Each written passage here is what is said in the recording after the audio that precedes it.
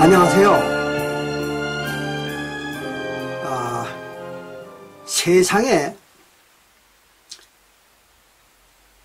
교회들 중에서는 자기네 교주가 이긴 자라고 그렇게 주장하는 교회들도 있고, 또 어떤 교회들은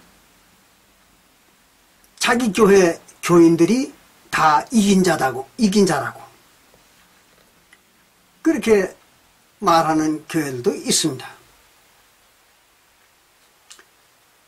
그러나 그 교회들은 그 이긴 자라는 말의 의미가 무슨 의미인지를 정확히 알지를 못합니다. 그러니까 그 이긴 자라는 말의 의미가 무엇을 의미하는지를 전혀 알지도 못하면서 그 이긴 자라는 그런 호칭을 사용하고 있는 것입니다.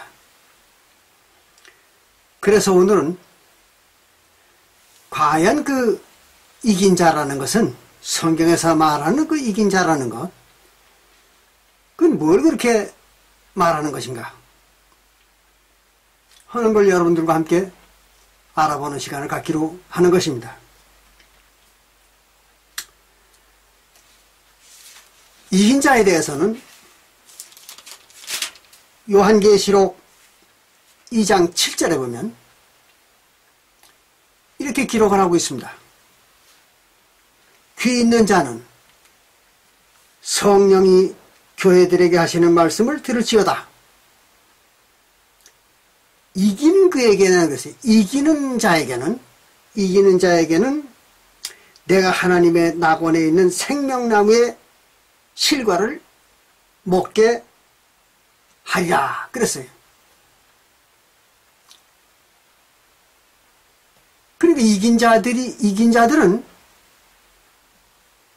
하나님의 낙원에 있는 생명나무의 열매를 먹는 자들입니다.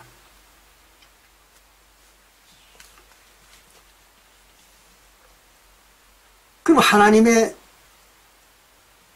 낙원은 어디를 말하는 것이며, 또 생명나무의 열매는 무엇을 말하고, 또 그것을 먹여준다는 얘기는 무엇을 의미하는 것인가 하는 말을 알아보겠습니다. 우선 하나님의 낙원에 대해서는 에스겔서 31장 9절에 보면, 에스겔서 31장 9절에 볼 것 같으면은 하나님의 동산이 에덴이다 그렇게 나와 있습니다. 하나님의 동산이 에덴입니다.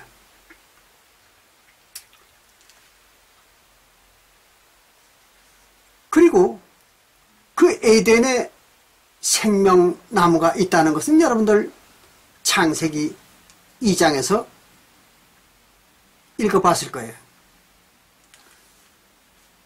그러니까 생명나무는 어디에 있는 것이냐면 에덴 동산에 있는 것입니다. 잘 아시잖아요. 그러니까 낙원은 에덴 동산을 말하는 거죠.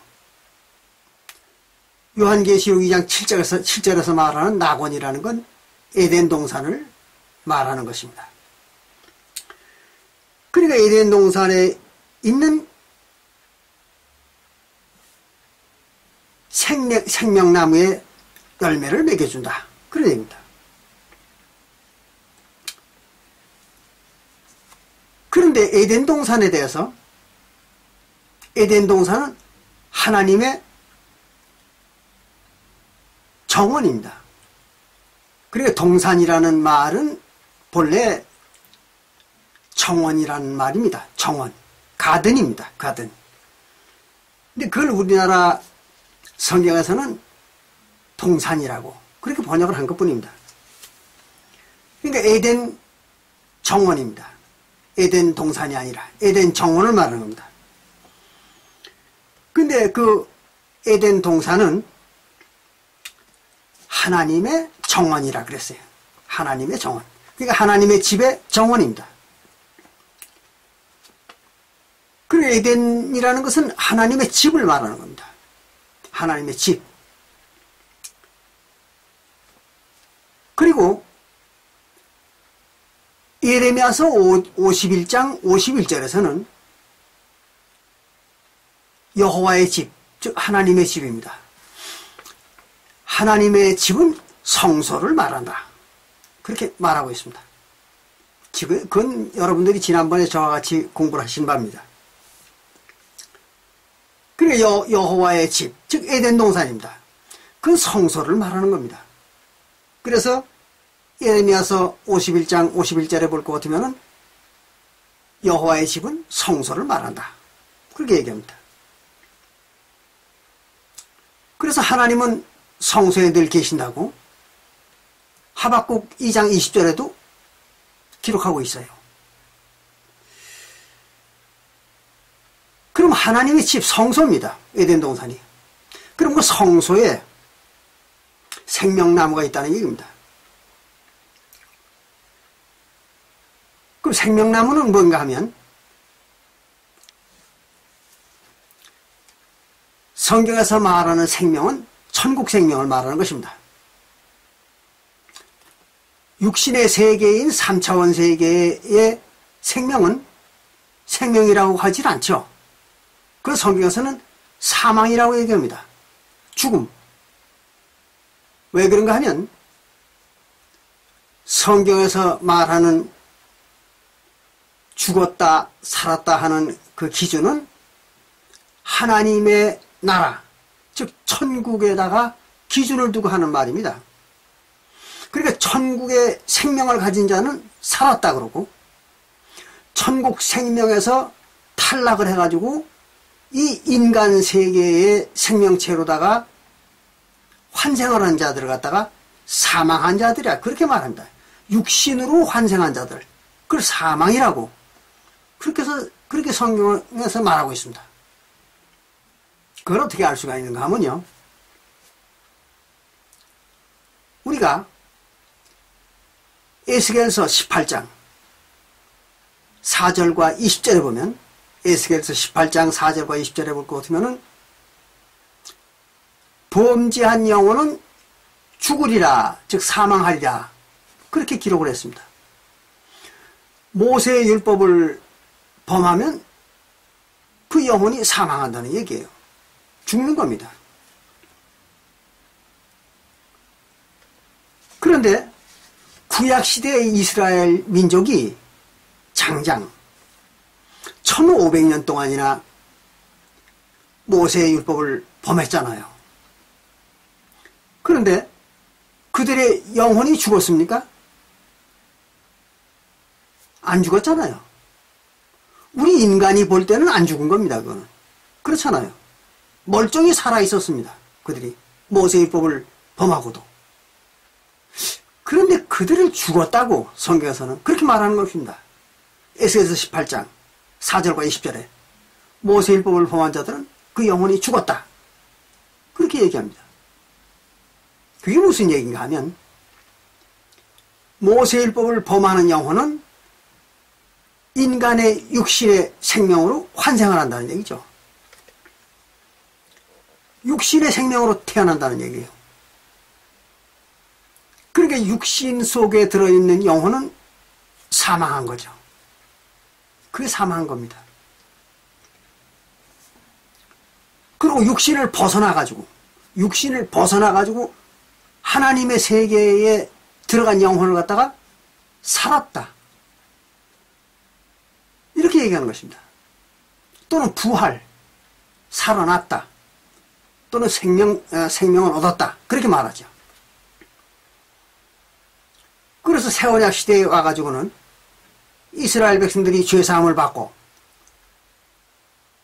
히브리서 9장 15절에 옛 언약 때 지은 죄를 사함받고 그리고 그 영혼이 육신을 벗어가지고 뭘로 벗었습니까? 침례로.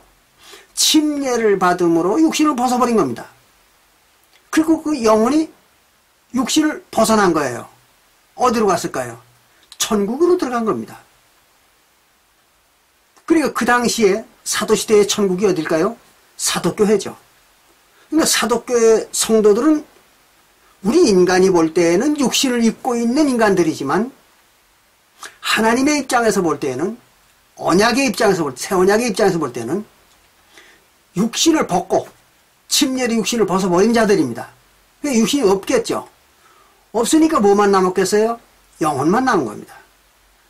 그렇게 돼가지고 그 영혼의 세계, 즉 하나님의 세계에 들어간 자들입니다. 그러니까 그들은 육신의 세계에 있는 게 아닙니다. 사도교회 성도들은 하나님 입장에서 볼 때는. 그래서 그들을 갖다 살았다. 그렇게 얘기하는 것입니다.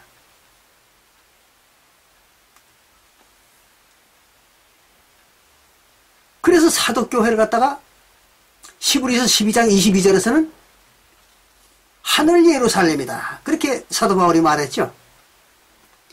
사도교회 성도들의 상태를 보고 사도 바울은 너희들이 하늘 예루살렘이다. 그랬어요. 그 말은 하늘, 하나님의 나라라는 얘기죠. 그리고 영적 생명체라는 얘기예요. 그래서 하늘 예루살렘이라고 이렇게 말한 것입니다. 이해가 되십니까? 이렇게 해서 생명, 그 말은 천국 생명, 그런 얘기입니다. 사망, 그러면 육신의 세계의 생명, 그렇게 얘기하는 것입니다. 이걸 잘 구분하셔야 돼요. 안 그러면 성경이 이해가 안 됩니다. 자, 그러면 생명나무 그랬어요. 생명나무의 실과를 먹여준다. 그럼 나무는 뭘까요? 그것은 육신을 입고 있는 이 세상의 백성들을 갖다 나무라고 성경에서 이렇게 비유합니다.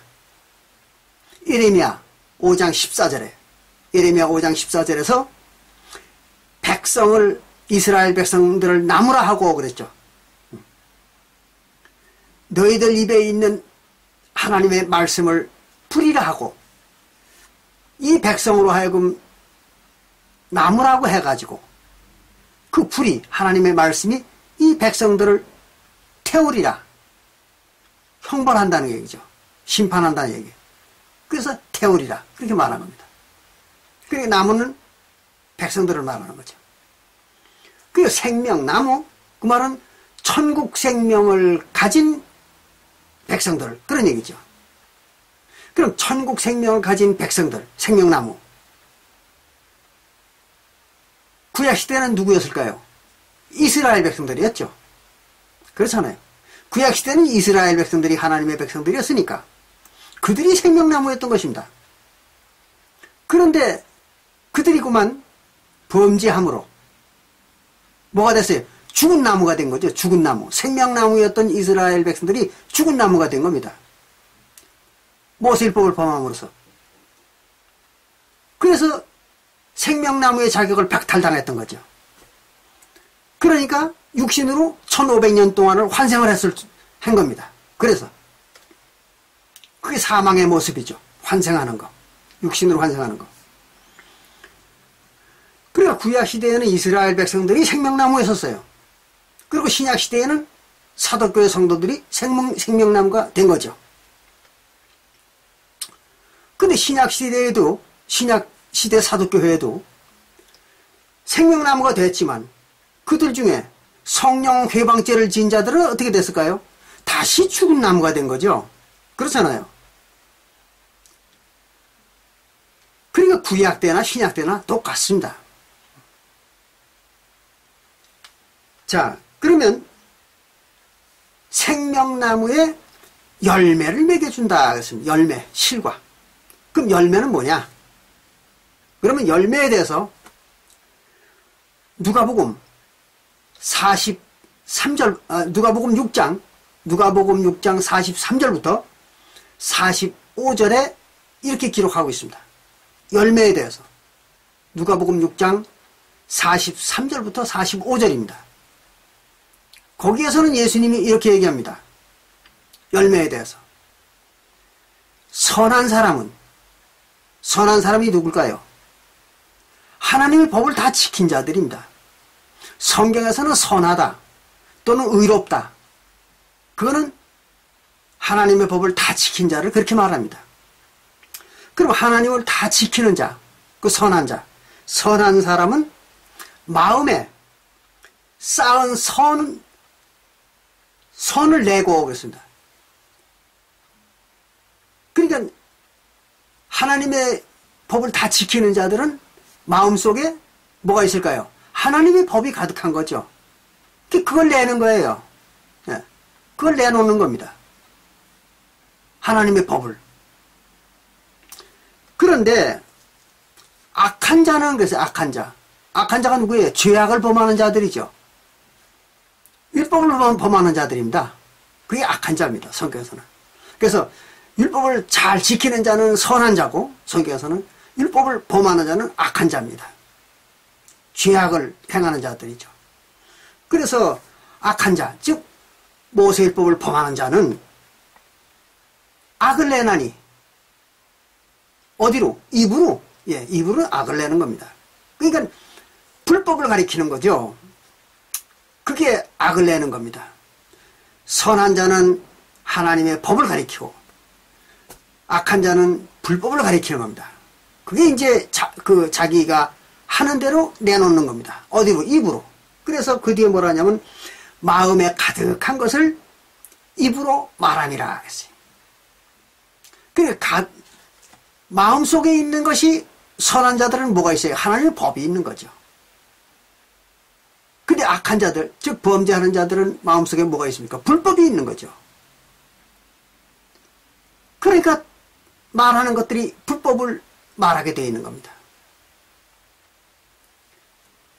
그게 바로 열매라는 거죠. 그게 열매입니다.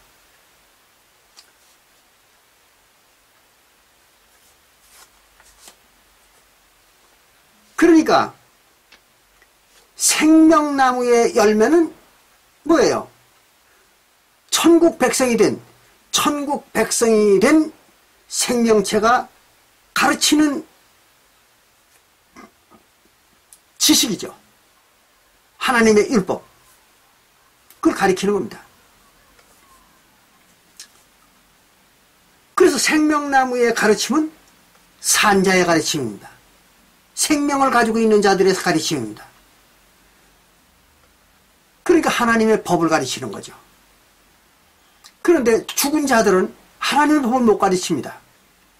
그리고 자기들이 죽어있는 그 상태대로 죽는 법, 즉 불법이죠. 불법을 가리키는 거예요. 그게 열매입니다. 예컨대 이런 겁니다.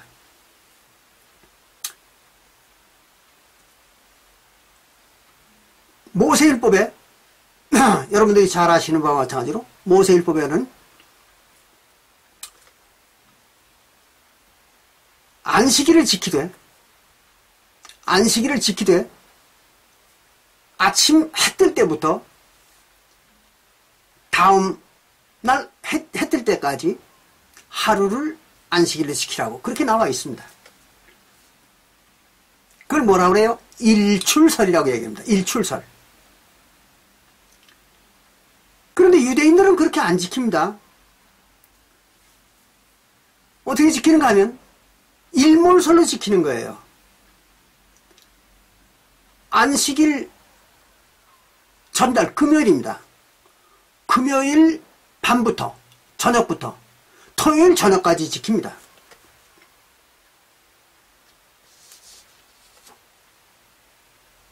그걸 일몰설이라고 얘기합니다. 왜 그럴까요? 유대인들이 불법자들이니까. 즉 악을 쌓은 자들입니다. 유대인들은 단 한 가지도 성경대로 하는 것이 없습니다. 오늘날 기독교 애들처럼. 그러니까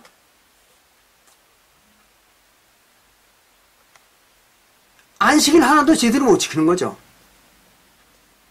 그 반드시 성경에 없는 걸 만들어가지고 지켜요. 참 신기한 일입니다. 성경에 있는 건 죽어도 안 지킵니다. 성경에 있는 대로는 죽어도 지키지 않는 거예요. 그게 바로 악한 자들입니다. 지난번에 여러분들 저와 같이 공부를 해보셨지만 신약에 와서도 오늘날 기독교도 마찬가지잖아요. 예수가 어떻게 침례받으라고 했습니까? 아버지와 아들과 성령의 이름으로 침례받으라 그랬잖아요. 그게 무슨 말입니까? 새언약 시대에 와가지고 예수님이 아버지가 누구라고 그랬어요? 자기가 아버지라고 그랬잖아요. 요한복음 14장 6절부터 읽어보면 필립이 아버지를 보여주시옵소서. 그러니까 예수님이 나를 보았으면 아버지를 보았거늘 또 무슨 아버지를 보여달라고 하느냐 이렇게 얘기를 했잖아요. 그게 자기 아버지라는 얘기예요. 예수님이. 그리고 요한복음 14장 26절에서는 예수의 이름으로 오는 성령 그가 오셔서 너희들에게 모든 걸 가르치리라 그랬잖아요. 그러니까 신약시대에 오는 성령은 예수입니다. 이름이. 아버지도 예수예요. 그리고 아들도 예수입니다.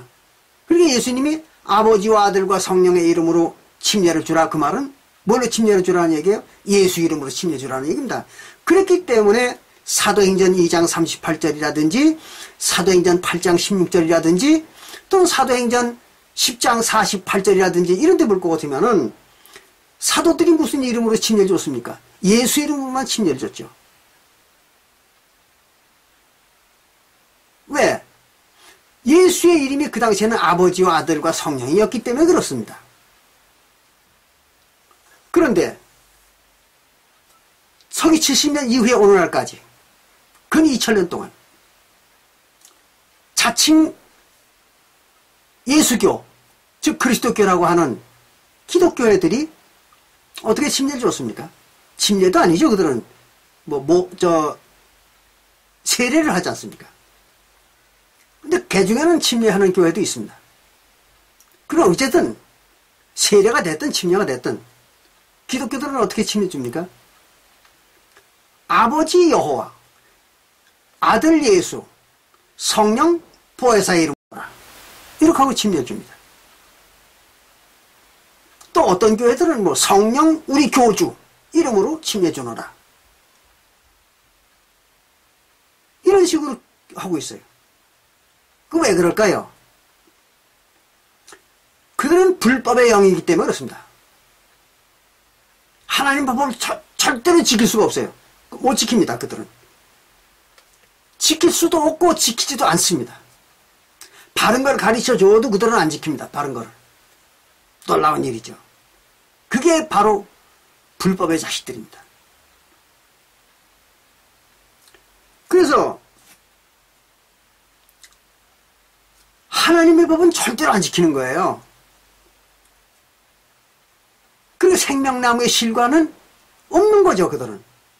항상 악한 열매만 맺는 것입니다. 그래서 악한 것만 가르치는 거예요. 불법만 가르치는 겁니다. 이게 이제 선한 자와 악한 자들의 그 열매가 다른 모습입니다.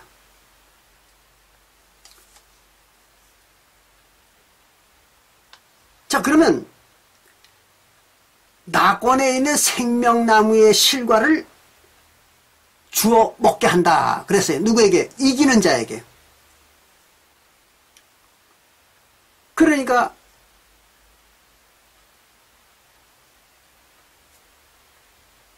이기는 자는 바로 하나님의 낙원에 있는 즉 성소 신약시대의 성소는 어디입니까? 성도들의 영혼이잖아요. 구약시대에는 예루살렘 성전이고, 그리고 신약시대의 성소는 성도들의 영혼입니다. 그 영혼 속에 있는 생명나무의 실과입니다. 그 영생을 받은 자의 가르침입니다. 영생을 받은 자의 가르침, 그게 생명나무의 실과입니다. 이거를 주워 먹게 하겠다 그 말은 그거를 가르쳐 주어서 지키게 하겠다 그런 얘기입니다.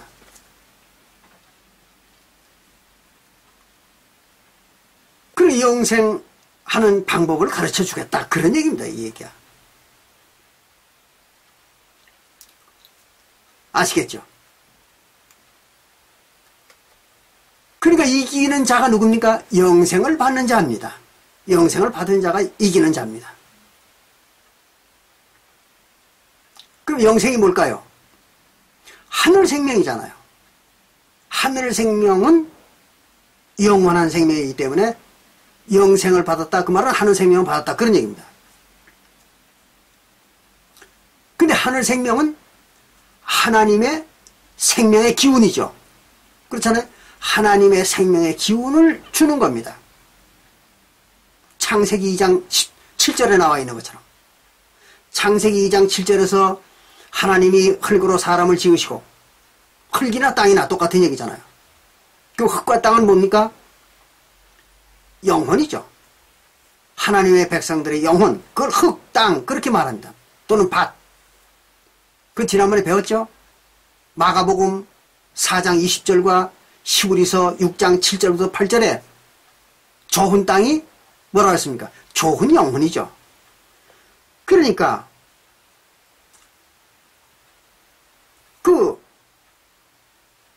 흙으로 사람을 지었다 그 말은 하나님의 백성의 영혼으로 그 말이에요. 천국 영혼으로 그런 얘기입니다. 천국 영혼으로 사람이라는 것, 즉 아담을 만들었다. 사람이 뭐예요? 아담이잖아요. 그래서 사람이라는 것을 만들었다. 즉 아담을 만들었다. 그리고 어떻게 했습니까? 생기를 불어넣었다 그랬잖아요. 생기. 생기가 뭐예요? 생명의 기운이죠. 누구의? 하나님의. 하나님의 생명의 기운. 그거를 불어넣었더니 생명이 되었다. 살아있는 영이 되었다. 조금 전에 제가 살아있다는 게 무엇이라는 걸 말씀드렸죠? 천국 생명이라야 살았다고 얘기하는 겁니다. 그러니까 살아있는 영이다. 아담이 그 말은 무슨 말이에요? 천국 생명이다. 그런 얘기입니다. 이렇게 해서 이기는 자는 천국 생명을 받은, 즉 영생을 받은, 구원을 받은 영혼을 갖다가 그렇게 말하는 것입니다. 이기는 자. 또 한 군데 더 보겠습니다. 요한계시록 21장 5절부터 7절에 이런 기록이 있습니다. 요한계시록 21장 5절부터 7절에 보면 이기는 자는 새하늘과 새 땅, 그러니까 새하늘과 새 땅, 그리고 하늘 예루살렘, 그리고 생명수 샘을 유업으로 얻는다 그랬어요. 세 가지를 유업으로 얻는다 그랬습니다. 이기는 자는 첫째는 새하늘과 새 땅을 준다 그랬어요. 얻는다 그랬어요. 두 번째는 하늘 예루살렘을 얻는다. 세 번째는 생명수 샘을 얻는다 그랬습니다. 요한계시록 21장 5절부터 7절에 그렇게 기록하고 있습니다. 자, 그러면 새하늘과 새 땅은 뭔가? 하늘이 뭐라는 걸 알면은 새하늘과 새 땅을 아시겠죠? 하늘이라는 건 하나님의 나라를 말하는 거잖아요.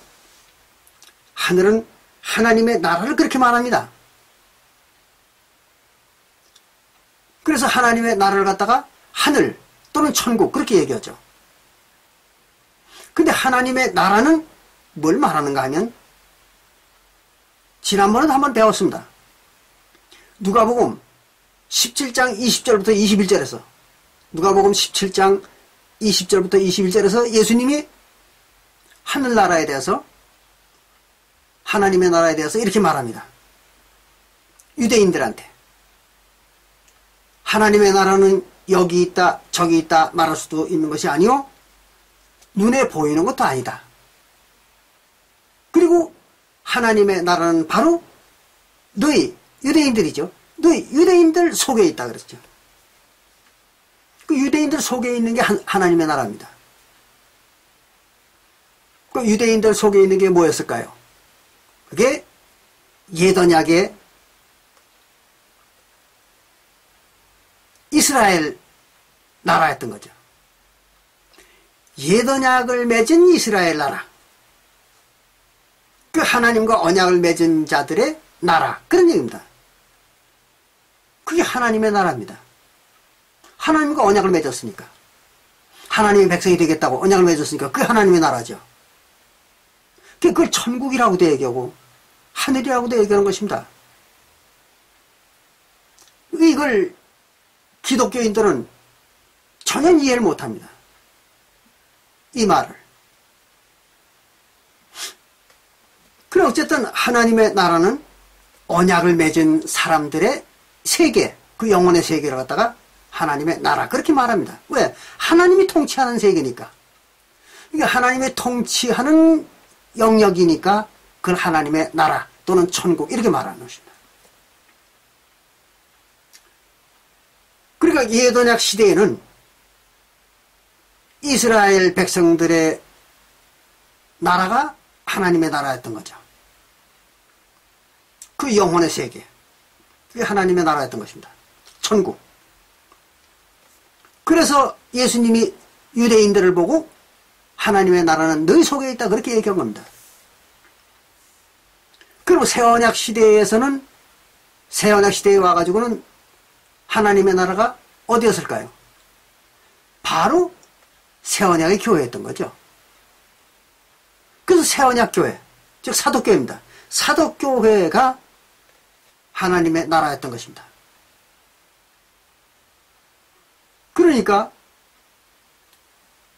이스라엘 백성들의 나라는 옛 하나님의 나라였고, 그러니까 그걸 처음 하늘이라고 그렇게도 성경에서 말하고 있습니다. 처음 하늘 또는 처음 하나님의 나라, 그 이스라엘이었습니다. 그리고 이제 새로 만드는 하나님의 나라, 새 하늘입니다. 그게 바로 사도교회 성도들의 상태였던 거죠. 그러니까 사도교회 성도들의 영혼의 세계가 새 하늘이었던 것입니다. 어려울 게 없습니다. 이렇게 해서 새 하늘이 됐고 이스라엘은 처음 하늘이 됐던 것입니다. 옛 하늘. 그리고 새 땅은 새로운 영혼들이죠. 그러니까 이스라엘 백성들의 영혼은 무슨 땅입니까? 처음 땅이잖아요. 하나님이 처음으로 나라를 세웠으니까. 모세 때에. 그래서 그걸 처음 땅이라고, 이스라엘 구약시대의 영혼들을 갖다 처음 땅이라고 이렇게 말하는 것입니다. 성경에서는. 그리고 신약시대의 성도들의 영혼을 갖다가 새 땅, 그렇게 말하는 거죠. 그러면 여기에서 이제 새 하늘과 새 땅을 여러분들 아실 거예요. 새 하늘과 새 땅은 뭡니까? 새 하나님의 나라와 새로운 영혼들이죠. 그러니까 사도교회와 사도교회 성도들을 말하는 겁니다. 새 하늘과 새 땅. 그거를 유업으로 받는 것이 이기는 자들이다. 그런 얘기입니다. 그럼 이기는 자들이 누구라는 거 아시겠죠? 사도교회 성도들입니다. 오늘날 기독교회가 아니에요. 오늘날 기독교회는 새하늘 새 땅이 아닙니다. 오늘날 기독교는 서기 70년부터 오늘날까지 2000년 동안의 기독교는 새하늘과 새 땅을 받아본 적이 없습니다. 이제 조금 이따 자세히 말씀을 드리겠습니다만은 그들은 새하늘과 새 땅을 받아본 적이 없어요. 새하늘과 새 땅을 받으려면 뭘 해야 되겠습니까? 베드로가 어떻게 가르쳤어요? 사도행전 2장 38절에서 예수 그리스도의 이름으로 침례를 행하고 그랬잖아요. 예수 그리스도의 이름으로 침례를 행하고 죄사함을 받으라 그랬어요. 죄사함을 받아야 됩니다.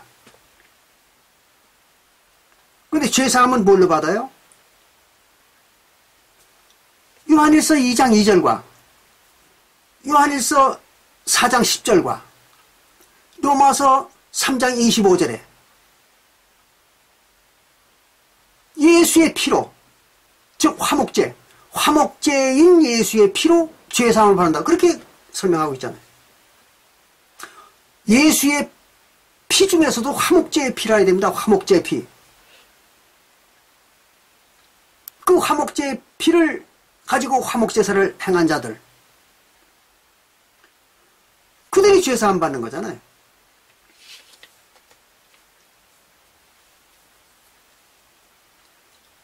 그러니까 침례받고 예수 그리스도의 이름으로 침례받고 화목제사로 예수님의 피를 가지고 화목제사를 지내가지고 죄사함 받는 거예요. 그런데 오늘날 어떻습니까? 기독교회들은 지난 2000년 동안 뭐 교회 와가지고 기도 많이 하면은 죄사함 준다. 또 기도하다가 마음이 뜨거워지면 그게 성령을 받은 거라서 죄사함을 받은 거다.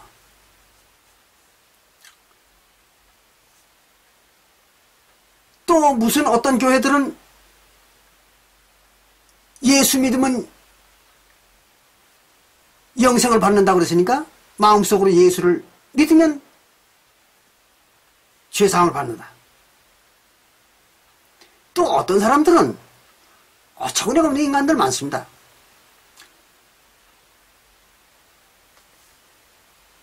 예수님, 즉 하나님의 어린 양, 하나님의 어린 양이 세상 죄를 짊어지고 가셨다.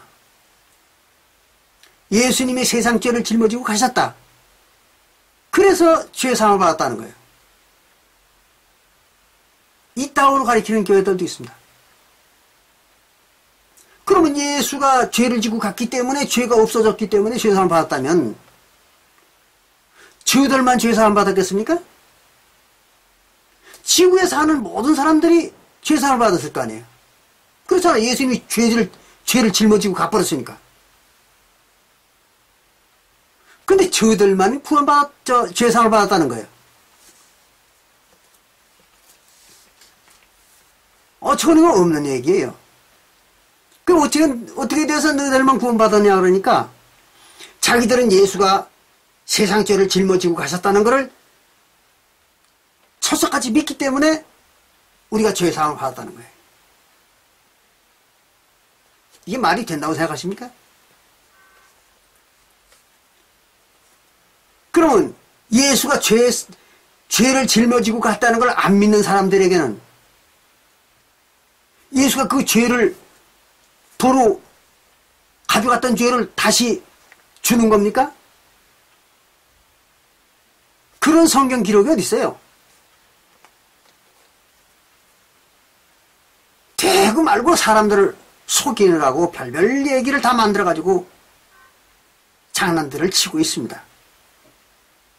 그런 말은 성경에 기록이 없어요. 명백하게 죄사함은 화목제사의 피로 죄사함을 준다고 요한일서 2장 2절과 요한일서 4장 10절과 로마서 3장 25절에 명확히 기록되어 있잖아요. 그리고 화목제사의 피로 죄사함 받는 겁니다. 근데 화목제는 어느 때 지키는 겁니까? 언제 지키는 거예요, 화목제는? 하나님과 언약을 할 때 화목제를 지키는 거잖아요. 언약을 맺을 때. 출애굽기 24장 5절부터 8절에 이스라엘 백성들이 하나님과 언약을 맺을 때 무슨 제사로 언약을 맺었습니까? 화목제사잖아요. 그래가지고 그 피를, 화목제사의 피를 언약의 피로 뿌렸던 거잖아요. 화목제사의 피라야 언약의 피가 되는 것입니다. 그래야 언약을 맺을 수가 있는 거예요.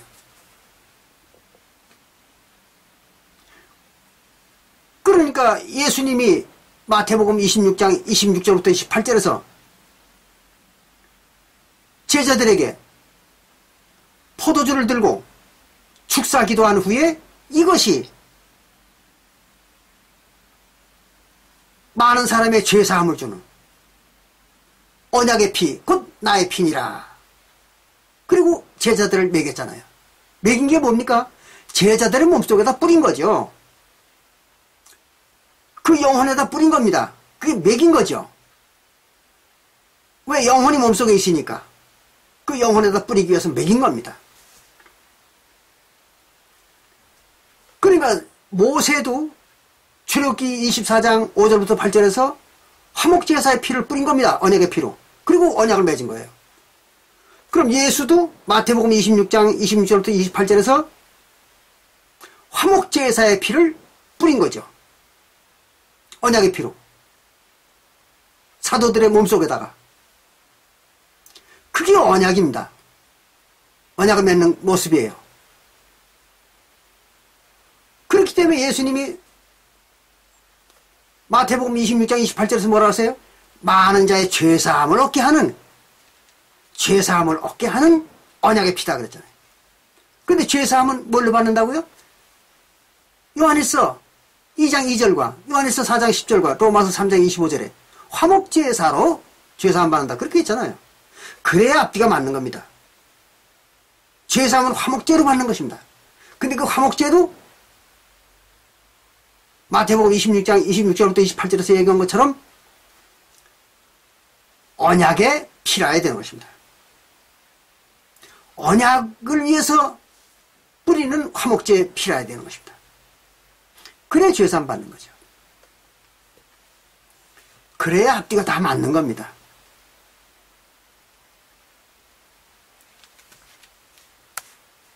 사리가 맞는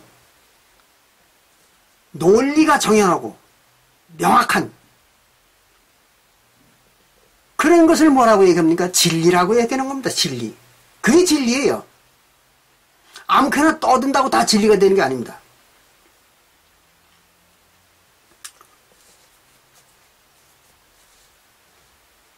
자, 그렇게 해서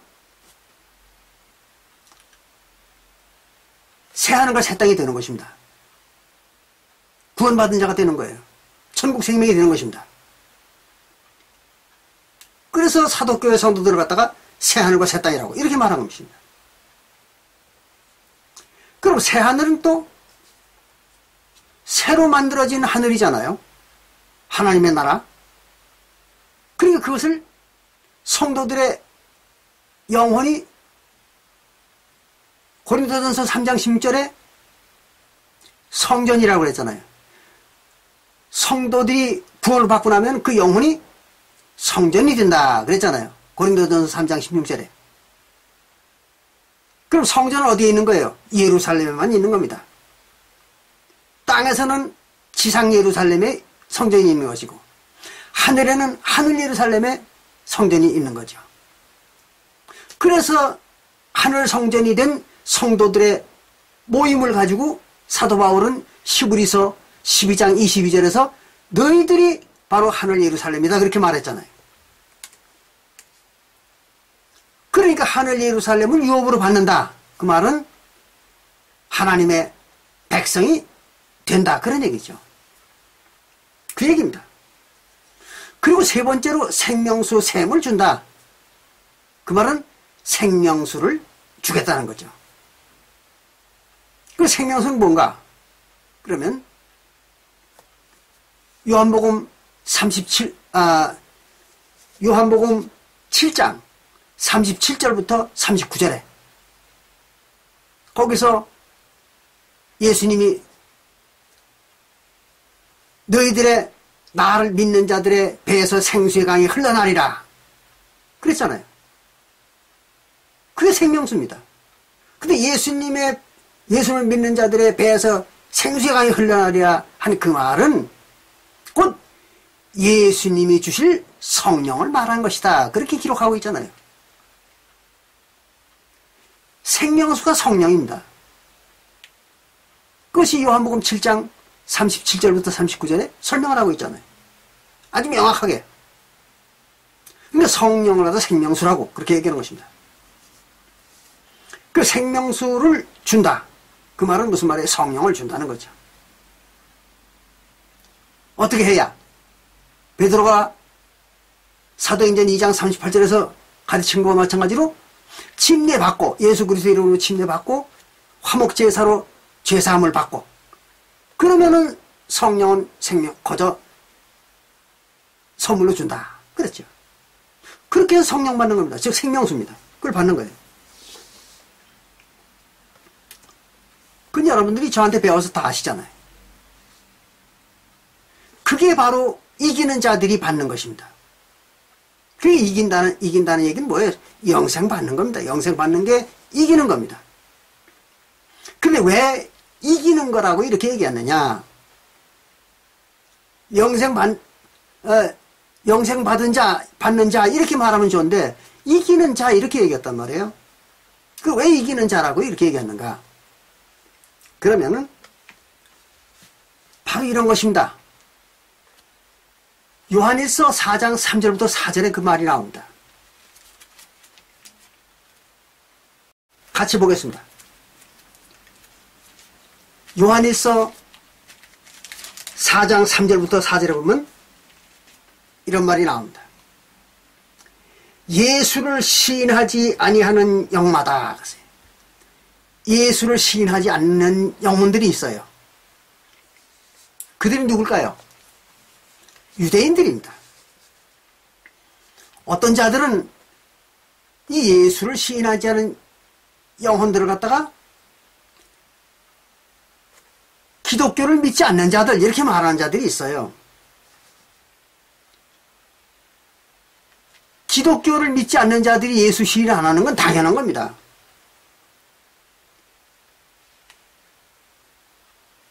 왜?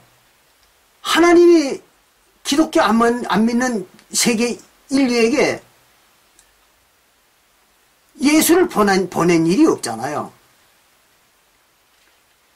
그러니까 그들이 지난 2000년 동안 예수 이름을 들어본 적도 없고 예수라는 존재가 있었다는 것도 모르던 사람들이었잖아요. 그 당연히 그들이 안 믿는 거 당연한 겁니다. 그러나 유대인들은 어떻게 됐습니까? 예수가 서기 30년에 와가지고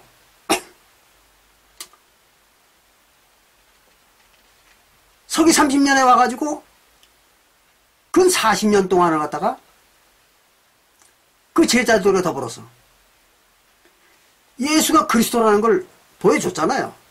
증거를 한 겁니다. 근데 유대인들이 안 믿었거든요. 그러니까 그게 안 믿는 자들이죠. 그리고 오늘날 세상 사람들을 보고 예수를 믿지 않는 자들이라고 이렇게 말하는 기독교애들은요, 뭐 정신이 잘못된 사람들이죠. 사리를 모르는 자들입니다. 그래서 그 말을 정확히 이해를 해야 됩니다. 요한일서 4장 3절에 보면 예수를 시인하지 아니하는 영마다 유대인들이죠. 영마다 하나님께 속한 것이 아니니 유대인들이 하나님께 속한 것이 아니라는 거예요. 이것이 곧 적그리스도의 영이라고 했어요. 적그리스도의 영입니다. 예수를 시인하지 않는 유대인들의 영혼, 그게 적그리스도입니다. 그리고 오늘날 전 세계에 예수를 모르는, 또 예수를 믿지 않는, 신하지 않는 그런 영혼들은 그게 적그리스도겠습니까? 아니죠. 그건 적그리스도가 아닙니다. 그건 보통 평범한 인간의 영혼입니다. 그걸 적그리스도라고 그러는 자들은요, 그 적그리스도라고 하는 그 자들이 미친 자들입니다. 그걸 여러분들 잘 이해하셔야 돼요. 자, 그러면 그리스도의 영이니라, 그 적그리스도의 영이니라 오리라 한 말을 너희가 들었거니와. 누가 온다고요? 예수 그리스도가 온다는 얘기죠. 누가 들었던 거예요? 유대인들이 들었던 거죠. 예수 그리스도가 온다는 것을. 그게 바로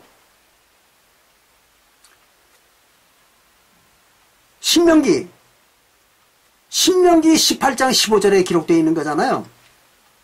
신명기 18장 15절에 하나님이 모세와 같은 선자를 너희들에게 주겠다. 누구한테 한 말입니까? 이스라엘 민족. 이스라엘 민족에게 한 말이잖아요. 그게 누구예요? 그리스도죠. 모세와 같은 선지자. 그건 이미 출애굽 때부터 하나님이 이스라엘 민족에게 가르친 겁니다. 그리고 그 후에도 많은 선지자들이 와가지고 이스라엘 민족과 유대인들에게 그걸 가르쳤던 거예요. 누차 너희들을 위한 그리스도가 온다. 그가 오거든 그의 말을 들을지니라 그랬거든요. 그런데 이스라엘과 유대인들을 제외한 세상의 모든 인류에게 하나님이 그리스도가 온다고 얘기했습니까? 그런 일이 없잖아요. 근데 뭘 들었거니와 이렇게 말합니까? 뭘 들어요, 듣기는? 뭐가 잘못돼도 한참 잘못된 인간들이죠. 그래서 들었거니와 누구에게 한 말이에요? 유대인들에게 한 말입니다. 이제 벌써 세상에 있느니라. 세상에 벌써 왔느니라 이거예요. 누가? 그리스도가. 이게 누가 한 말입니까? 요한이 지금 요한일서를 기록할 때 한 얘기입니다. 사도시대입니다, 이게. 사도시대에 세상에 왔다는 거예요, 그리스도가. 이걸 지금 얘기하는 겁니다. 근데 오늘날 어떤 미치미치한 교회들이요, 뭐 이미 왔습니다. 뭐 이따오 소리를 만들어가지고 유튜브에다 올려놓고 사람들을 갖다 현혹하고 있어요. 뭐가 와요, 여기는? 우리 한국 사람들이 뭐 그리스도가 온다는 거 압니까? 또 한국 사람들한테 이제 그리스도 보낸다고 하나님이 얘기했어요? 그런 적 없잖아요. 지난 4천년 동안에. 근데 뭘 이미 왔습니다, 뭐예요? 미친 거예요. 신앙에 미친 겁니다, 그게. 그리고 광신입니다, 광신. 제가 늘 하는 말이지만, 그 광신자들이에요. 신앙에 미친 자들. 그 미친 소리 하는 겁니다. 잘 이해하시기 바랍니다. 들었거니와 이제 벌써 세상에 있느니라. 누구? 그리스도가. 그럼 여기서 세상은 어디예요? 유대나라입니다, 유대나라. 이 세상이 아니에요. 성경에서 얘기하는 세상은 유대나라를 말하는 겁니다. 그걸 세상이라고 그렇게 말하는 거예요. 그래서 세상에 있느니라. 유대나라에 왔다는 얘기죠. 그래서 자녀들아 너희는 하나님께 속하였고, 자녀들이 누구예요? 사도교회 성도들이죠. 그래서 속하였고 또 저희를 이겼나니. 누굴 이겼어요? 저희가 누구예요? 바로 예수를 시인하지 않는 유대인들을 얘기하는 거잖아요. 예수를 시인하지 않는 유대인들, 적그리스도죠. 그들을 이겼다 그런 얘기. 그들을 이긴 겁니다. 다른 걸 이긴 게 아니에요. 그럼 오늘날 기독교인들은 뭘 이겨야 되겠습니까? 뭘 이겨야 되겠어요? 오늘날 기독교인들이 뭐 이길 게 있어요? 아무것도 이길 게 없잖아요. 뭘 이겨요, 이길 게? 누가 그리스도 예수쟁이들한테 뭐 예수 못 믿게 뭐 하는 사람이 있습니까? 뭘 이겨요, 이기기는? 생뚱맞은 소리를 하고 있는 거예요, 기독교인들이. 생뚱맞은 소리입니다. 그래서 누굴 이긴 겁니까? 유대인들을 이긴 거예요. 누가? 사도들이. 또 사도교회 교인들이. 이게 그걸 얘기하는 겁니다. 그것을 저희를 이겼나니 이는 너희 안에 계신 이가, 너희 안에 계신 이가 누구예요? 그리스도죠. 성령. 이가 세상에 있는 이보다 크심이라. 세상이 어디예요? 유대의 나라를 얘기하는 거예요. 그럼 유대의 나라에 있는 자보다 크다는 거예요. 그게 무슨 얘기입니까? 유대인들이 섬기는 신. 유대인들이 섬기는 신보다는 큰 신이라는 거죠. 그걸 세상 신보다 크다 그런 얘기죠. 그리고 5절에 이랬습니다. 저희는 세상에 속한 거로 저희가 누구예요? 유대인들이죠. 유대인들은 세상에 속한 거예요. 하늘에 속한 자들이 아닙니다. 그 세상에 속한 거로 세상에 속한 말을 하며 땅에 속한 말을 하는 거예요. 하늘나라의 법을 모르니까 하늘나라에 대한 얘기를 못하는 겁니다. 그래서 하며 세상이 저희 말을 듣느니라. 세상이 누구예요? 유대인들입니다. 그래서 유대인들은 세상에 속했기 때문에 그 세상에 속한 유대인들이 그들의 말을 듣는다. 그런 얘기입니다. 그러나 우리는 하나님께 속하였으니 하나님을 아는 자는 우리의 말을 듣고 하나님께 속하지 아니하는 자는 우리 말을 듣지 아니하나니 진리의 영과 미혹의 영을 이로써 아느니라. 그랬어요. 진리의 영이 누구예요? 사도들이 받은 영이죠. 사도교회 성도들이 받은 영이에요. 성령. 그게 진리의 영이라는 거예요. 그러니까 요한복음 14장 26절에 성령이 뭐라고 했어요? 진리의 영이라고 그랬지 않습니까? 같은 요한복음 16장 12절과 13절에도 진리의 영이 오시면 너에게 모든 진리를 가르치리라 그랬잖아요. 성령입니다. 그게 진리의 영입니다. 근데 미혹의 영은 뭐예요? 미혹의 영은 성령이 아니고 세상의 잡신이죠. 잡된 영들입니다.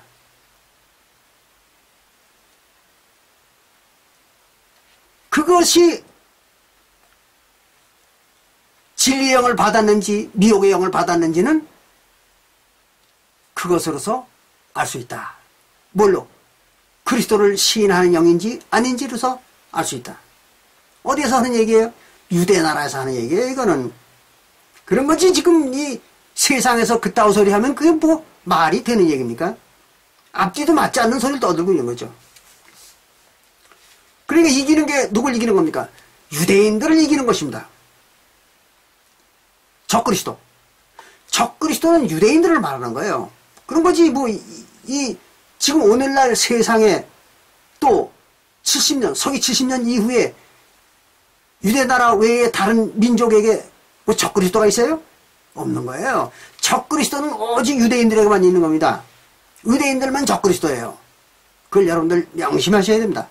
지난번에 사단에 대한 얘기도 가르쳐 주셨죠? 드렸죠? 제가 사단도 어디에만 있는 거예요? 유대인들에게만 있는 거예요. 다른 민족에게는 사단이 존재하지 않습니다. 왜? 사단은 뭐 하는 자들이라고? 불법을 하는 자들이 사단입니다. 불법이 뭐예요? 모세율법을 범하는 자들이죠. 그 유대인들과 이스라엘 민족 외에 모세율법을 범한 자들이 있습니까? 없잖아요.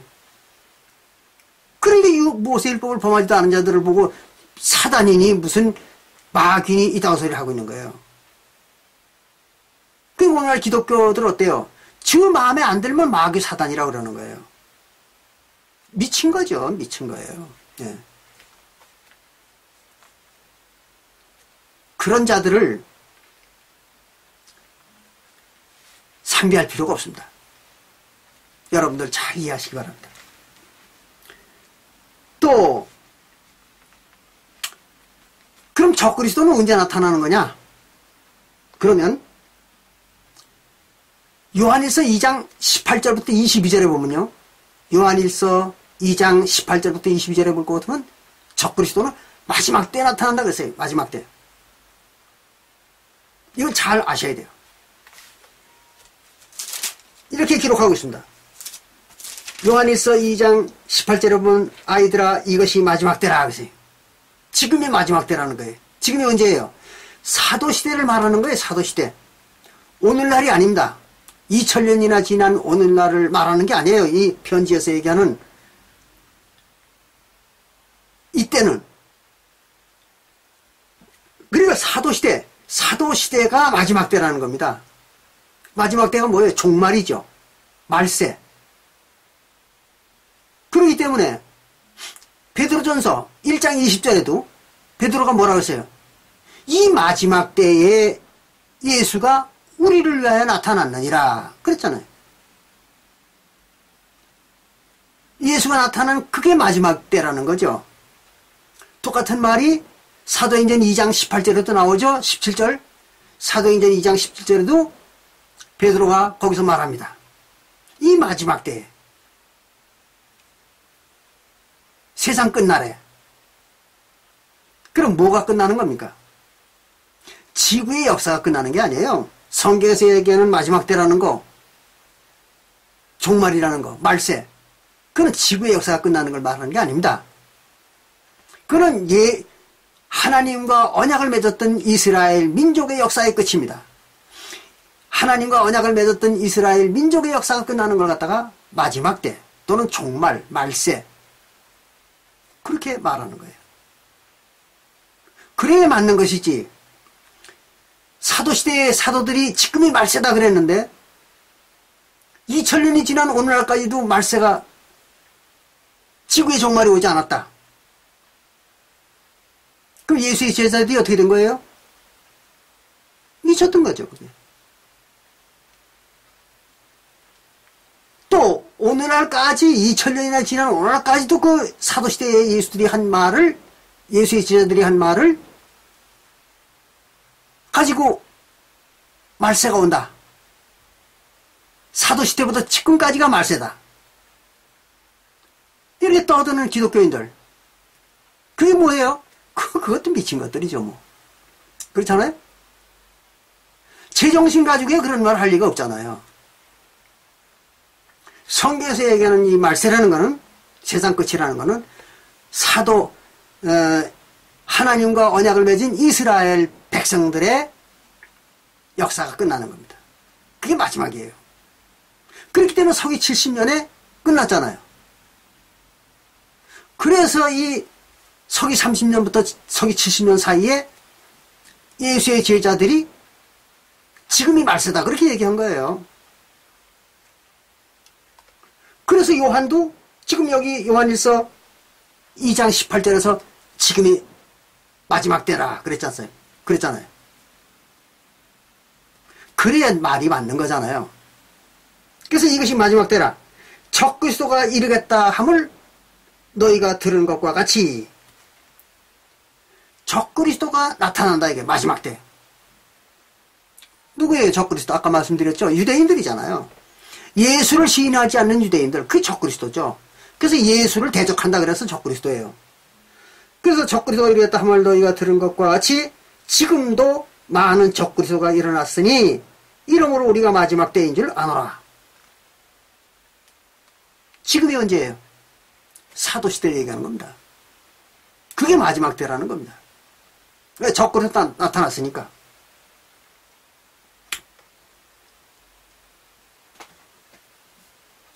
이게 이제 성경의 가르침입니다. 그래서 이 적그리스도의 정체에 대해서 여러분들이 잘 이해하셔야 됩니다. 고대에 읽어보면 정확히 그들의 정체가 나타납니다. 보시겠습니다. 19절에 요한일서 2장 19절에 저희가 우리에게서 나갔으니 얘기했어요. 우리가 누구예요? 사도교회죠. 사도교회에서 나간 놈들이에요, 이놈들은. 적그리스도가.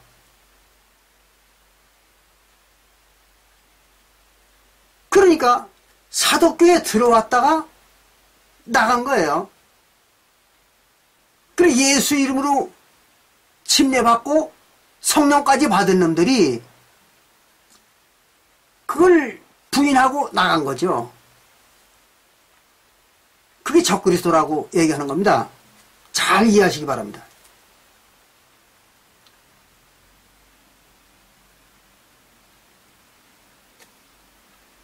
왜 다시 나간 자들 갖다 적그리스도라고 얘기하느냐? 그러면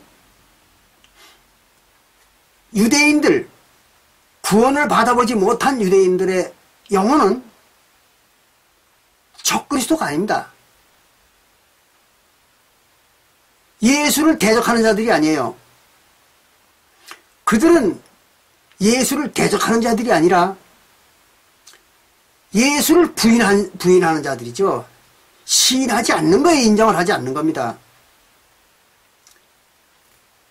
예수가 그리스도라는 걸 시인하지 않는 게 유대인이었던 거죠. 그런데 예수가 그리스도라는 걸 배우고 알아가지고 침례받고 성령까지 받은 놈들이 튀쳐나간 거는 그게 뭐예요? 예수를 정면으로 대적한 놈들이죠. 그렇잖아요. 예수가 그리스도라는 걸 알고 체험까지 했으면서, 성령을 받아가지고 체험까지 했으면서 뛰쳐나간 놈들이 뭡니까? 대적한 거죠. 정면으로 대적한 겁니다. 그냥 보통 유대인들은 예수와 대적한 게 아니라 인정을 안 한 거예요. 예수를 인정하지 않은 겁니다. 그러니까 그들은 대적한 게 아니라 인정을 안 한 거죠. 이걸 잘 이해하셔야 돼요. 그 들어왔다가 나간 놈들, 이걸 얘기하는 겁니다. 그래서 저희가 우리에게서 나갔으니 우리에게 속하지 아니하였나니 만이 우리에게 속하였다면 우리와 함께 거하였으려니와, 우리와 함께 있지 나가진 않을 거 아니에요. 근데 저희가 나간 것은 다 우리에게 속하지 아니함을 나타내려 함이라 그랬어요. 우리와 우리에게 속하지 않은 놈들이기 때문에 들어왔다가 나갔다는 거죠.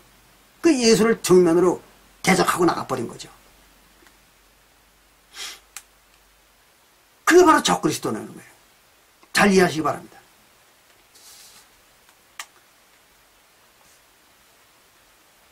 그래서 그 적그리스도를 이겨야 되는 것입니다. 적그리스도를. 그게 이제 이기는 자의 조건 중에 하나입니다. 적그리스도를 이겨야 됩니다. 그리고 또 무엇을 이겨야 되는가 하면 세상을 이겨야 되는 것입니다. 근데 그 세상은 조금 전에 말씀드린 것처럼 어디에요? 유대 나라를 세상이라고 했던 겁니다. 그러니까 예수를 부인하고 뛰쳐나간 놈들도 이겨야 되고, 사도들은 또 유대 나라도 이겨야 됩니다. 왜? 유대 나라가 예수를 믿는 걸 방해했으니까. 예수를 추종하는 걸 방해를 했으니까. 그들을 이겨야 됩니다. 이게 이제 이기는 자가 해야 될 일입니다. 근데 이 유대 나라를 이기기 위해서는 참으로 어려웠던 것입니다. 그 당시에. 왜 어려웠는가 하면, 유대 나라는 별 힘이 없었어요. 그 당시에. 근데 유대 나라가 로마 나라를 올라탔습니다. 그래 로마 나라의 속국이 됐어요. 그러니까 로마 나라의 세력까지 등에 업은 겁니다. 업힌 거죠. 로마 나라 세력에 유대 나라가 업힌 겁니다. 그러니까 로마 나라의 힘을 이용할 수가 있었던 거죠. 이게 바로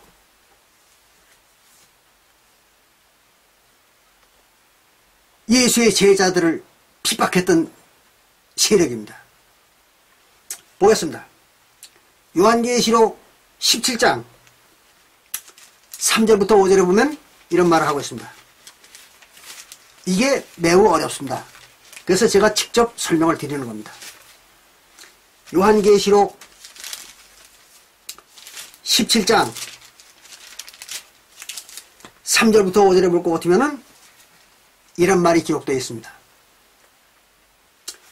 곧 성령으로 나를 데리고 광야로 가니라. 내가 보니, 환상을 봤겠죠. 요한이. 내가 보니 여자가, 그래서 여자는 교회를 말하는 겁니다. 그렇죠? 에베소서 5장 31절과 32절에 보면 여자는 교회를 말하는 겁니다. 그럼 이때의 이 여자는 어떤 여자일까요? 이거는 사도교회를 말하는 게 아닙니다. 유대교회를 말하는 것입니다. 유대교회를 갖다가 여자 또는 음녀, 여자 중에서도 음녀, 하나님을 버리고 다른 진리를 쫓았던 거죠. 유대나라가. 그래서 그걸 음녀라고 이렇게 얘기합니다. 그래서 그 17장 1절에는 그들을 음녀라고 그랬습니다. 그래서 여자가, 그 음녀가 붉은빛 짐승을 탔는데, 그랬어요. 붉은빛 짐승을 올라탔어요. 유대나라, 유대교가. 근데 이 붉은빛 짐승이 누군가 하면 로마 나라입니다. 이제 그걸 증명을 해드릴게요. 탔는데 그 짐승의 몸에 참남된 이름들이 가득하고 7머리와 10뿔이 있으며, 참남된 이름이 가득하다는 얘기는 건방진 명칭을 잔뜩 붙였다는 거예요. 그런데 머리는 7머리를 가지고 있고 뿔이 10개가 달렸다 그랬어요. 그 7머리는 무엇을 말하는가 하면 머리는 왕을 말하는 것입니다. 왕. 그래서 7머리, 그 말은 7왕조 그런 얘기입니다. 그럼 7왕조를 가지고 있다. 그 말은 로마 나라가 나타나기까지 7왕조가 거쳐와가지고 로마 나라가 생성됐다. 그런 얘기입니다. 그게 이제 이집트로부터 쭉 7왕조를 거쳐온 것입니다. 그래가지고 로마 나라가 생긴 거예요. 그거는 뭐 여기서 일일이 설명할 필요가 없습니다. 헷갈리기만 할 테니까.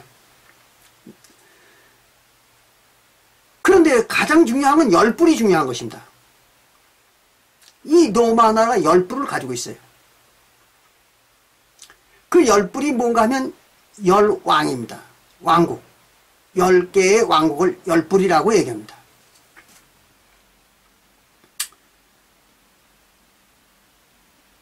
왜 열뿔을 갖다가 열왕이라고 말하는가 하면 다니엘서 7장에 보면 그 이유가 나옵니다. 다니엘서 7장에 볼 것 같으면 이런 말이 기록되어 있습니다.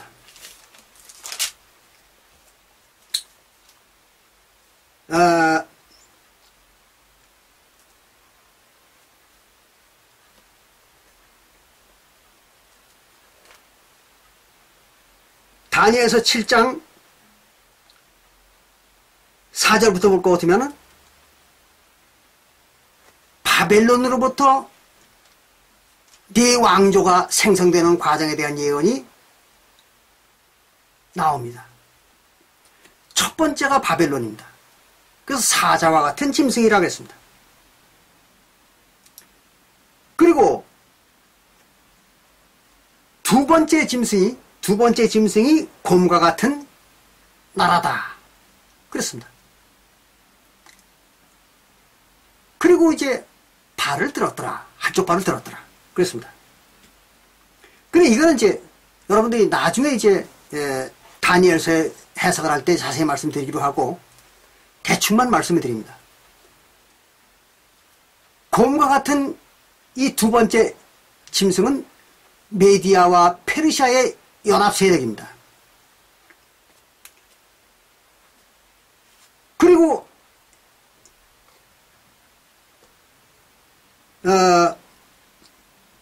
세 번째 짐승은 그 뒤에 나타난 세 번째 짐승은 표범과 같다 그랬습니다. 그리고는 날개가 넷이 달렸다 그랬습니다. 날개는 조력자를 말합니다. 그래서 네 장수가 페르시아의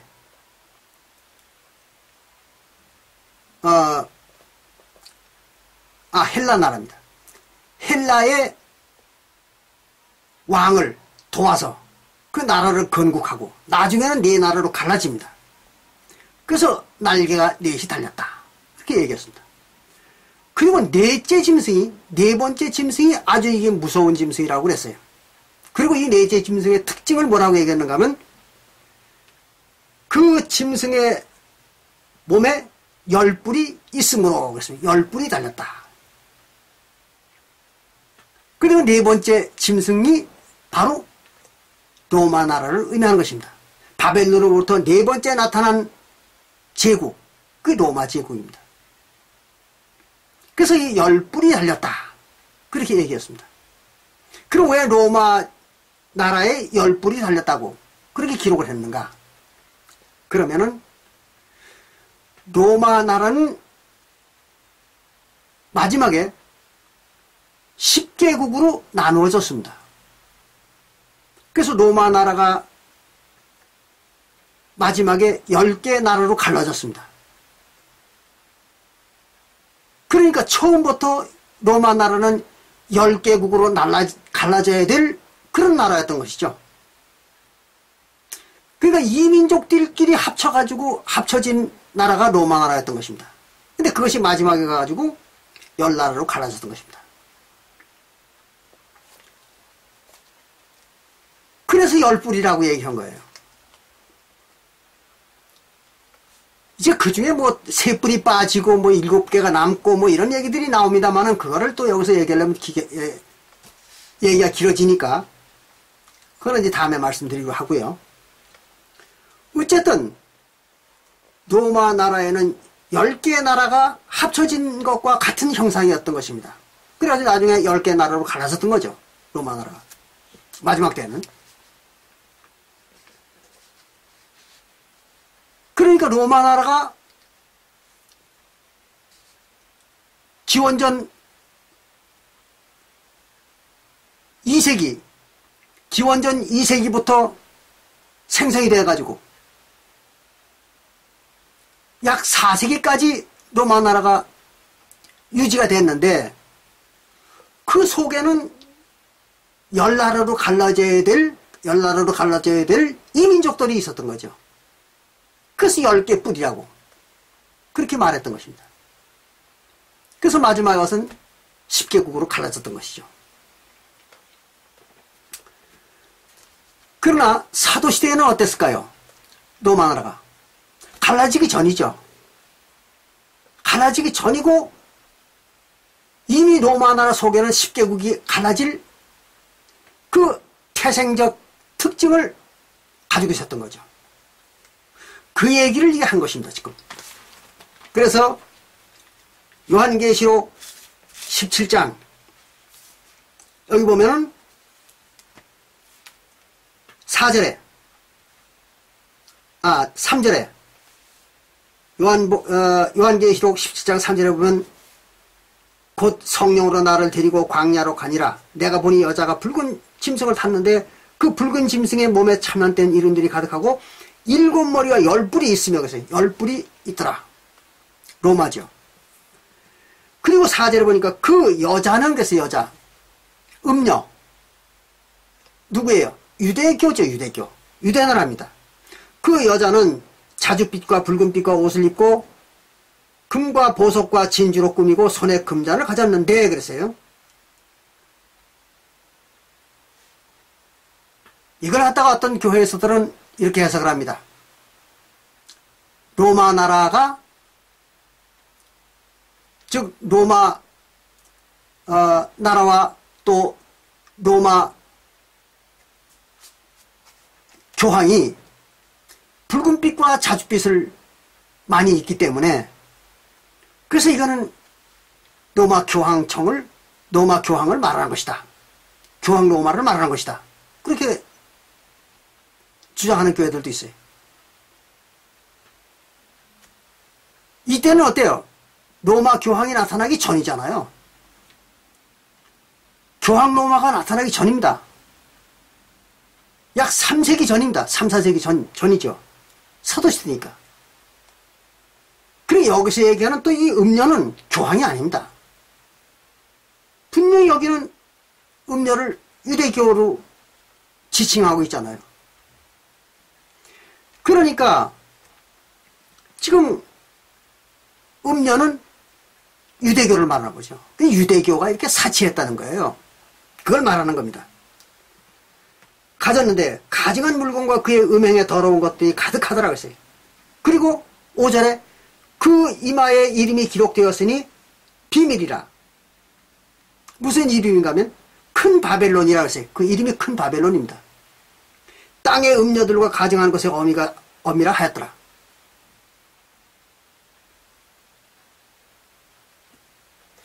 그럼 땅의 음녀들이 누구예요? 바로 유대교, 즉 이스라엘 종교에서 파생된 종교들을 말하는 거죠. 그들의 어미가 누굽니까? 이스라엘 종교죠. 유대교입니다.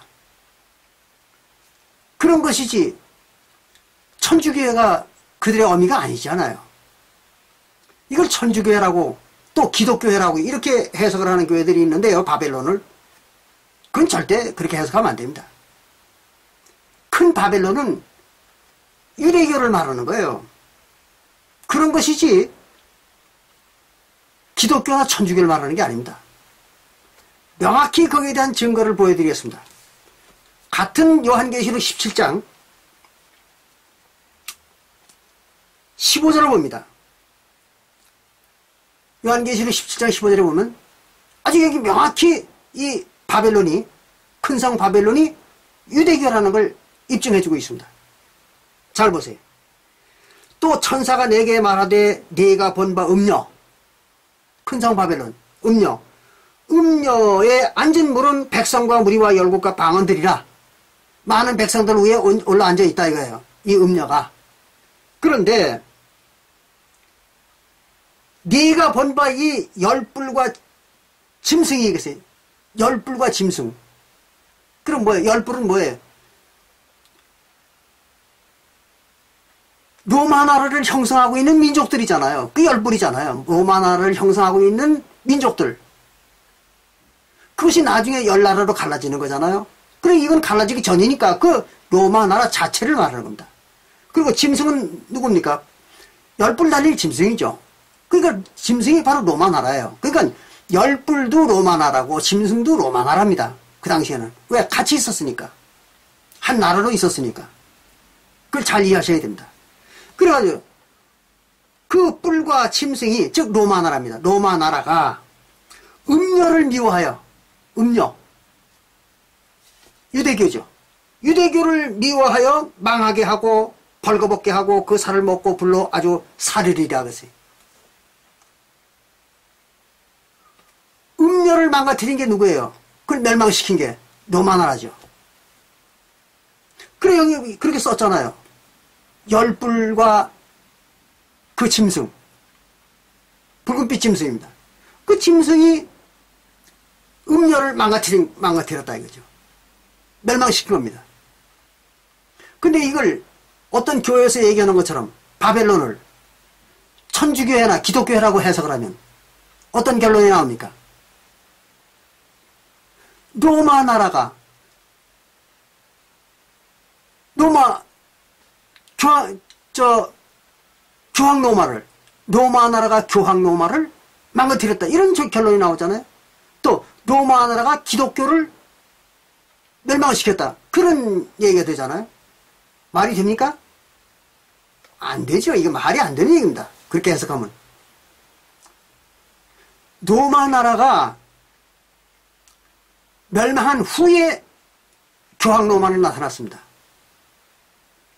근데 멸망당한 로마가 나중에 나타난 교황 로마를 멸망을 시켰다? 말이 안 되는 거잖아요. 또 기독교는 지금 보통 천주교회 교황 로마를 제외한 나머지 기독교, 개신교죠. 그들은 언제 나타난 겁니까? 마르틴 루터가 종교개혁을 함으로써 비로소 나타난 거잖아요. 15세기에. 근데 그들을 갖다가 그건 1000년 전에 멸망한 로마 나라가 그건 1000년 후에 나타난 개신교회를 멸망을 시켰다. 그런 말이 성립이 될까요? 말이 안 되는 거죠. 그러니까 이 바벨론이라는 명칭을 가지고 무슨 천주교회라느니 또는 뭐 개신교회라느니 또는 기독교회라느니 이렇게 주장하는 교회들은 그 어떤 자들입니까? 멍청이 바보들이죠. 제정신을 가지고 사는 인간들이 아닙니다. 그 인간들은. 이걸 무슨 말인지를 여기 기록되어 있는 이 말이 무슨 말인지를 이해를 못하는 거예요.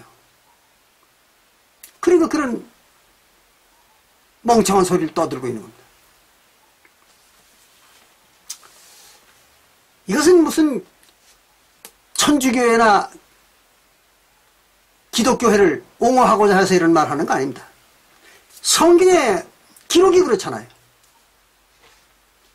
그러니까 여기서 바벨론, 큰 성, 그것은 바로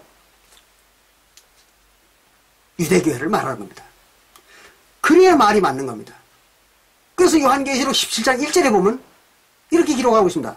요한계시록 17장 1절에 보면 또 7 대접을 가진 7 천사 중에 하나가 와서 내게 말하여 가로되 이리 오라. 많은 무리에 앉은 큰 음녀, 바벨론이죠. 큰 음녀에 받을 심판을 내게 보이리라 하세요. 심판을 보여주겠다는 겁니다. 그럼 심판받은 교회가 어디입니까? 유대교회죠.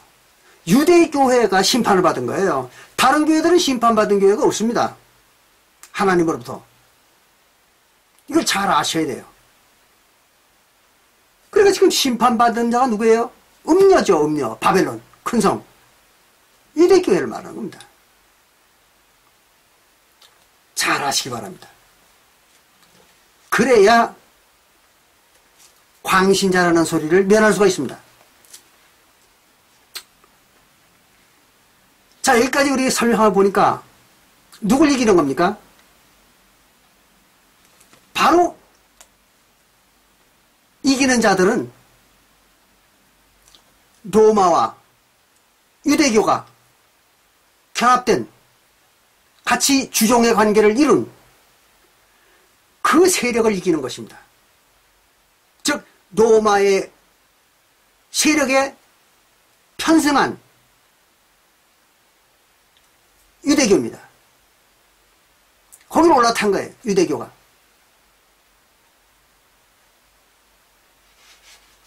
그것을 이겨야 되는 것입니다. 그리고 언제입니까? 이게 사도교회 때 얘기한 거예요. 사도교회 시절에 말한 것입니다. 그리고 지금 오늘날 얘기 아니에요. 이게.